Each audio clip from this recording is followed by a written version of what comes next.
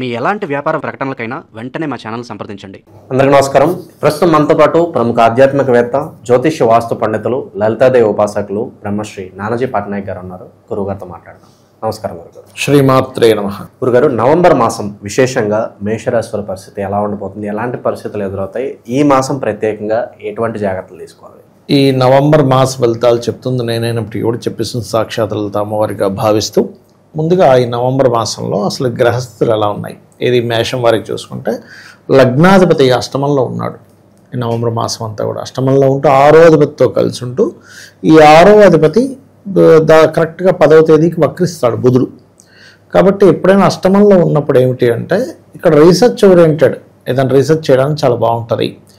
లగ్నాధిపతి అష్టమంలో ఉండడం, అది కూడా కుజుడవడం వల్ల తాతగారి ఆస్తికి సంబంధించిన విషయంలో చిన్న చిన్న వివాదాలు జరిగి రావడం ఇలాంటివి ఇస్తాడు అక్కడ. అలాగే ఈ ధనాధిపతి వీళ్ళకి ప్రస్తుతం అంటే నవంబర్ 2 వరకు కూడా నీచంలో ఉంటాడు. 2వ తేదీ నుంచి మనకి ఓన్ హౌస్లోకి వెళ్తాడు. అక్కడ రవికి ఇక్కడ ఏంటంటే 5వ అధిపతి సప్తమంలో ఉన్నాడు. ఈ 5వ అధిపతి సప్తమంలో ఉన్నందుకు ఏంటంటే ఫస్ట్ ఆఫ్ ఆల్ వీళ్ళకి ఎప్పుడైతే మనకి అక్టోబర్ మిడిల్లో వచ్చేసి ఉన్నాడు అక్కడ ఆల్రెడీ, సో నవంబర్ 17 వరకు అక్కడే ఉంటాడు రవి. రవిన్నందుకు కొంచెం ఇష్టపడిన వారిని వివాహం చేసుకునే అంశంలో పడుతున్నటువంటి ఏవైతే డిస్టర్బెన్సెస్ ఉంటాయో అవి కాస్త క్లియర్ అవ్వడానికి నవంబర్ 2 నుంచి కొంతవరకు సహకరిస్తాడు. ఎందుకు అంటే అక్కడ రవి నీచభంగ రాజయోగాన్ని పొందుతున్నందుకు. అలాగే ఎప్పుడైనా సరే సెకండ్ లార్డ్ అంటే ధనానికి అధిపతి సప్తమంలోకి వెళ్ళినప్పుడు వీళ్ళకి మరింత ఫైనాన్షియల్ గ్రోత్ రావాలి, కెరీర్లో గ్రోత్ రావాలంటే ఉన్న ప్రదేశం నుంచి మారాలి. ఇప్పుడు కూడా సహజంగా విదేశీ యోగాలు, విదేశీ ధన యోగాలు అంటారు చూసారా. ఈ మేషం వారికి కరెక్ట్గా ఈ 2వ తేదీ నుంచి ఎప్పుడైతే శుక్రుడు సప్తమంలోకి వెళ్తాడో, సప్తమ స్థానం కూడా విదేశీ యానంగా చెప్తూ ఉంటుంది శాస్త్రం. కాబట్టి అక్కడి నుంచి వీళ్ళకి బయటికి వెళ్ళడానికి అనుకూలత ఉంటుంది. అయితే వీళ్ళు 1వ తేదీ నుంచి 10వ తేదీ వరకు మాత్రం కమ్యూనికేషన్ చేసే విషయంలో, ఎవరితోనైనా మాట్లాడుకునేటప్పుడు కానీ, ఎవరికైనా అప్పులు ఇచ్చి అప్పులు తీసుకునే విషయంలో కానీ చాలా కేర్గా ఉండాలి. ఎందుకంటే ఇక్కడ 3, 6 అధిపతి అయినటువంటి బుధుడు శత్రువైనటువంటి కుజుడితో కలిసి ఉంటున్నాడు. ఎప్పుడైనా శత్రువైన కుజుడితో కలిసినప్పుడు ఏమవుతుందంటే ఒక్కోసారి మనం తొందరపడేదో అప్పు తీసుకోవడమో, తొందరపడే వరకు అప్పు ఇవ్వడమో, అంటే కొంచెం అగ్రెసివ్ ప్లానెట్ కదండి, ఫాస్ట్ డెసిషన్స్ తీసుకుంటాం. ఇక్కడ ఇది కొంచెం ఆ యొక్క ప్రభావం చూపిస్తుంది. అయితే ఈ మొత్తం నెలలో కూడా 1, 2 తేదీలు ఏదైనా ల్యాండ్స్ తీసుకునేటప్పుడు ముఖ్యంగా జాగ్రత్తగా ఉండాలి. లేకపోతే మనకి తక్కువగా వస్తుంది, లక్కీగా వస్తుంది. ఎందుకంటే ఈ చంద్రుడు రాహు కలిసి ఉంటున్నారు 1, 2 తేదీలు ఒకటి. అలాగే 29, 30వ తేదీలు కూడా చంద్రరాహులు కలిసి ఉంటున్నారు. ఇప్పుడు 1, 2, 29, 30 ఈ నవంబర్ మాసంలో ఏదైనా ప్రాపర్టీస్ తీసుకునేటప్పుడు, ఏదైనా ఎడ్యుకేషన్ రిలేటెడ్ సంబంధించినవి ఏదైనా ఆన్లైన్లో కోర్సెస్ తీసుకునేటప్పుడు చాలా జాగ్రత్తగా ఉండాలి. ఇక 3, 4 తేదీలు ఇన్వెస్ట్మెంట్స్ చేసేటప్పుడు జాగ్రత్తగా ఉండాలి ఈ యొక్క మేషం వారు. అలాగే కొంచెం సంతానం విషయంలోని, అది మొదటి సంతానమైనా 2వ సంతానం విషయంలో అయినా కొద్దిగా జాగ్రత్తగా ఉండాలి. ఎందుకంటే పంచమాధిపతి నీచమవుతున్నాడు సప్తమ స్థానంలో.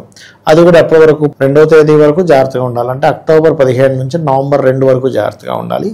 నవంబర్ 2 నుంచి ఎప్పుడైతే శుక్రుడు వచ్చి కలుస్తాడో, ఇందాక మనం మొదట్లో చెప్పుకున్నట్టుగా ఈ ప్రేమ వ్యవహారాలు, ప్రేమ వివాహాలు ఇటువంటి విషయాల్లో చాలా బాగుంటుంది. అయితే ఇక్కడ ఎప్పుడైతే పంచమంలో కేతు ఉన్నాడో కొంచెం అంటే కొన్ని నిర్ణయాలు తీసుకునేటప్పుడు కొంచెం ఇష్టపడిన వారిని కట్ అవ్వడం కానివ్వండి, ఫ్రెండ్స్ మధ్యని చిన్న చిన్న మిస్అండర్స్టాండింగ్స్ రావడం కానివ్వండి, ఇటువంటివన్నీ కూడా వస్తూ ఉంటాయి. అది మెయిన్గా చూసుకోవాలి. ఇక మరొక విషయం ఏంటంటే ఇక్కడ గమనించుకున్నట్లయితే ఈ దశమాధిపతి ఎప్పుడైతే 12వ స్థానంలో ఉండి వక్రించాడో వీళ్ళు విదేశాలకు వెళ్ళి అక్కడ ఉద్యోగం చేయడంతో పాటు ఇంకేదైనా ఓన్గా ఏదైనా చేద్దామా అనేటువంటి ఆలోచనలు కూడా ఉంటాయి వీరికి. అంటే సొంతంగా ఏదైనా బిజినెస్ చేద్దాము, ఆన్లైన్ లింక్ ఏదైనా చేద్దాము, ఇలాంటి ఆలోచనలు కూడా వీళ్ళకి ఖచ్చితంగా పెరుగుతాయనేటువంటిది చూపిస్తుంది. అలాగే మరొక విషయం ఏంటంటే ఈ లాభాధిపతి అంటే లాభస్థానంలో చంద్రుడు రాహు ఉన్నాడు. కాబట్టి ఇంపోర్ట్ ఎక్స్పోర్ట్ బిజినెస్ చేసేటువంటి వారికి చాలా బాగుంటుందని మనం చెప్పుకోవచ్చు.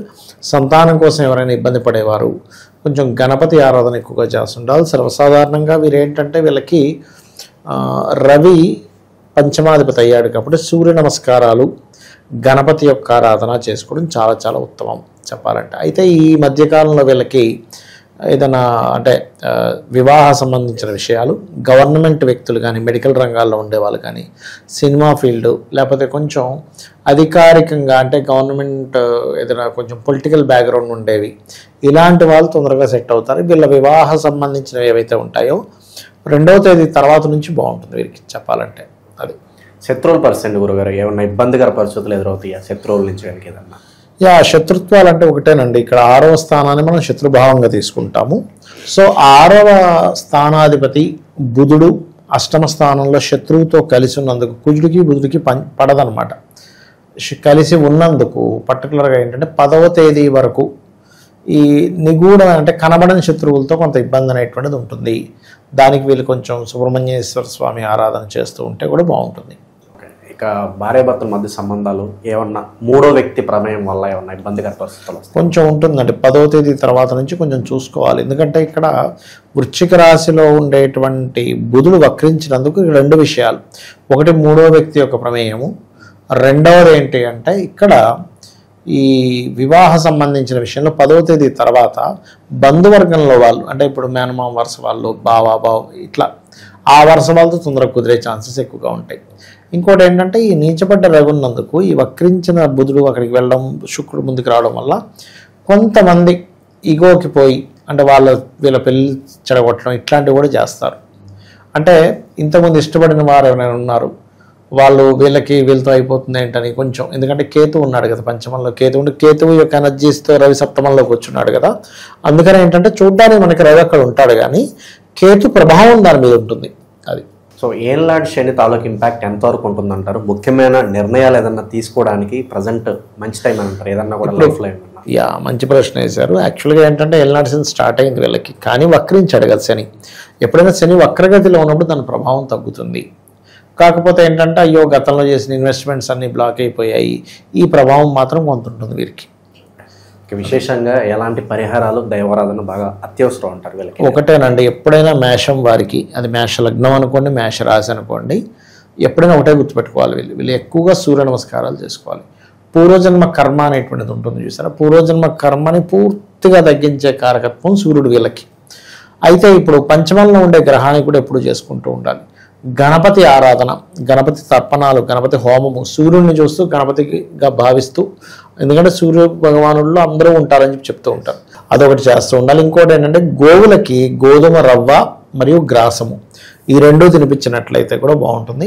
అయితే వీళ్ళు ఏదైనా వివాహ సంబంధించిన ప్రయత్నాలు చేయడానికి వెళ్ళేటప్పుడు కూడా ఒక్కసారి గణపతి ఆలయానికి వెళ్ళినట్లయితే ఖచ్చితంగా వీళ్ళకి ఏవైతే చిన్న చిన్న ఆటంకాలు ఉన్నాయో, అది పార్ట్నర్షిప్ అనుకోండి, వివాహ సంబంధించిన విషయాలు అనుకోండి, లేకపోతే ఏదైనా సామాజిక సంబంధించిన విషయాల్లో ఎలా ఉంటుందంటే సప్తమంలో రవి ఉన్నందుకు అది నీచభంగ రాజయోగంలో ఉన్నందుకు హైపు ఇస్తుంది, ఎట్ ద సేమ్ టైం కొంత ఇబ్బంది కూడా ఇస్తుంది. కొన్ని సంబంధాలు ఇంక సెట్ అవ్వు అనుకున్నా కూడా సెట్ అయ్యేలా చేస్తుంది నీచభంగ రాజయోగం వల్ల. చాలా బాగా వివరించారు, ధన్యవాదాలు. శ్రీమాత్రే నమః.